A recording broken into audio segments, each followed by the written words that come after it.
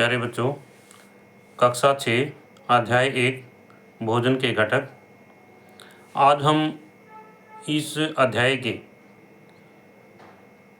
छोटे छोटे मुख्य प्रश्नों के बारे में अध्ययन करेंगे और ये सभी प्रश्न जो है अपनी पाठ्यपुस्तक से लिए गए हैं और वहीं से उन प्रश्नों के उत्तर जो है लिए गए हैं।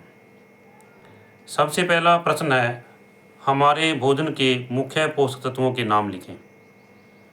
तो इसमें हमारे भोजन के मुख्य पोषक तत्व हैं, कार्बोहाइड्रेट है, प्रोटीन, वसा, विटामिन तथा खनिज लवण है। इसके अतिरिक्त हमारे भोजन में रुक्षांश तथा जल भी शामिल है। दूसरा है मंड के लिए परीक्षण। देखो तो इसमें क्या है कि खाद्य सामग्री लेंगे हम थोड़ी सी मात्रा में और उसमें तनु आयोडीन विलीन की 2 या 3 बूंदें डाल देंगे। यदि सामग्री का रंग नीला या काला हो जाता है तो उसमें मंड उपस्थित है, और यदि सामग्री के रंग में कोई बदलाव नहीं आता तो इसका मतलब क्या है, उसमें मंड उपस्थित नहीं है। फिर इससे अगला प्रश्न है, प्रोटीन के लिए परीक्षण लिखें।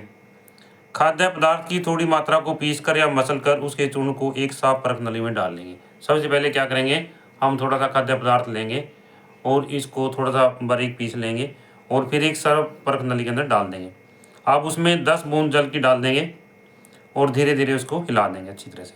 फिर क्या है, 2 बूंद कॉपर सल्फेट विलयन तथा 2 बूंद कास्टिक सोडा का विलयन डाल देंगे इसमें।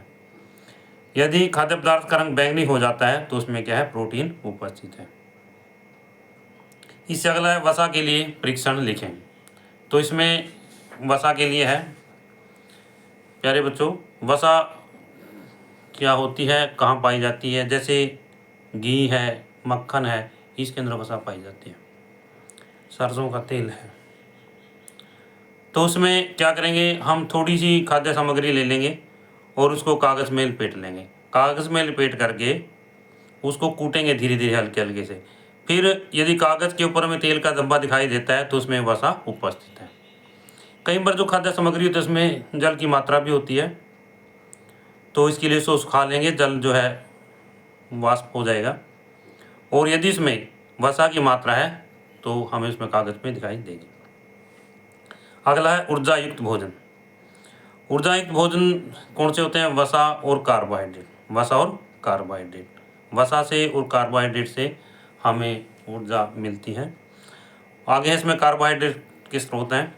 कार्बोहाइड्रेट किस में पाए जाते हैं, गेहूँ, चावल, आलू, मक्का, गन्ना आदि में। और वसा किस में पाई जाती है, घी, मछली, मक्खन, दूध, मछली, मांस आदि में। फिर इसके बाद है प्रोटीन के स्रोत। प्रोटीन है चना, मटर, सोयाबीन, राजमा, मूंग, दूध, मछली, अंडे, पनीर आदि। इन सभी के अंदर जो है प्रोटीन पाया जाता है। विभिन्न प्रकार के विटामिन हैं। विटामिनों के प्रकार लिखें, विटामिन कौन कौन से होते हैं। तो विटामिनों कौन से होते हैं, vitamin A, vitamin B, vitamin C, vitamin D, vitamin E तथा विटामिन के। आगे इसमें विटामिन के स्रोत हैं दूध, मछली, पपीता, गाजर आदि। इन सभी के अंदर क्या पाया जाता है, विटामिन ए पाया जाता है। कौन सा विटामिन पाया जाता है, विटामिन ए। और विटामिन बी पाया जाता है गेहूँ, चावल और यकृत में। विटामिन सी कहाँ पाया जाता है, नींबू, आंवला, संतरा और टमाटर में। तो कहने का मकसद क्या, जो खट्टे फल हैं उनमें कौन सा विटामिन पाया जाता है, विटामिन सी। रुक्षांश के लिए स्रोत के लिए क्या है, खाद्य सबूत खाद्यान्न में पाया जाता है रुक्षांश। दाल, आलू, ताजे फल और सब्जियों में रुक्षांश पाया जाता है।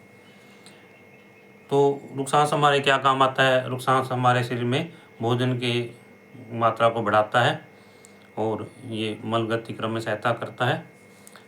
जो भी अपशिष्ट पदार्थ हैं उनको शरीर से बाहर निकालने में सहायता करता है।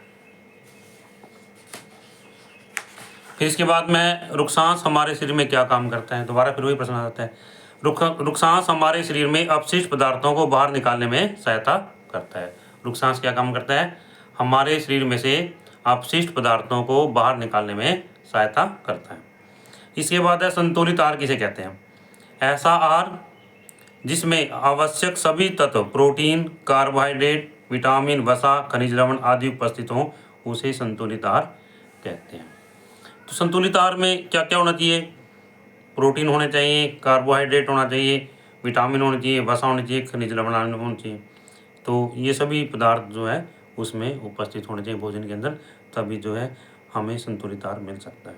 तो प्यारे बच्चों, जो घरों में हम खाना खाते हैं वो खाना जो है विभिन्न प्रकार का होता है।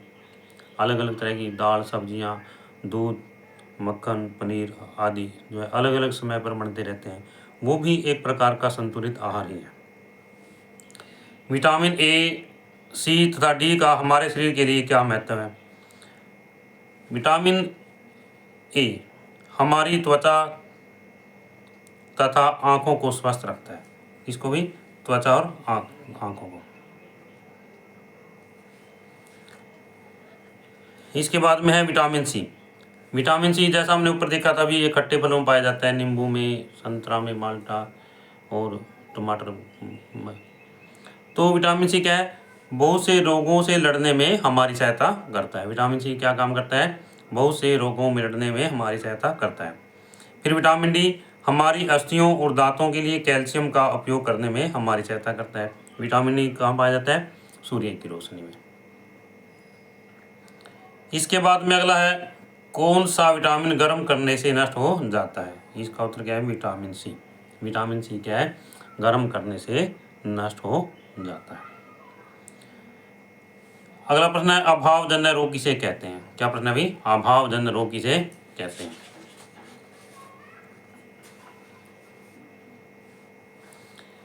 वे रोग जो लंबी अवधि तक पोषकों के अभाव के कारण होते हैं उन्हें अभावजन्य रोग कहते हैं। प्यारे बच्चों, हम भोजन करते हैं, कई बार भोजन के अंदर क्या होता है कि जो आवश्यक पोषक तत्व है वो पूरे नहीं होते, या बहुत सारे छोटे बच्चे ऐसे होते हैं कि वो दाल सब्जी नहीं खाते, या बहुत सारे बच्चों को दूध नहीं मिलता पानी पीने के लिए, कई बार ऐसा भी हो जाता है। तो कहने का भावार्थ यह है कि एक लंबे समय तक यदि कोई विशेष पोषक तत्व शरीर को प्राप्त न हो तो हमारे शरीर में उसकी कमी हो जाती है, और उसकी कमी होने के कारण बहुत सारे रोग हो जाते हैं। उनको क्या कहते हैं? अभावजन्य रोग। क्या कहते हैं उनको? अभावजन्य रोग। जैसे प्रोटीन युक्त भोजन न लेने के कारण वृद्धि का रुक जाना। मान लीजिए कोई व्यक्ति है, उसको प्रोटीन युक्त भोजन नहीं मिलता तो उससे उसकी वृद्धि रुक जाती है, बालों का रंग उड़ जाता है आदि। सभी अभावजन्य रोगों की रोकथाम संतुलित आहार लेने से की जा सकती है। यदि हम संतुलित आहार लेते रहेंगे तो हम अभावजन्य रोगों से बचते रहेंगे। प्यारे बच्चों, यदि आपको यह वीडियो अच्छी लगे तो आप इस वीडियो को लाइक ज़रूर करना व इस चैनल को सब्सक्राइब करना।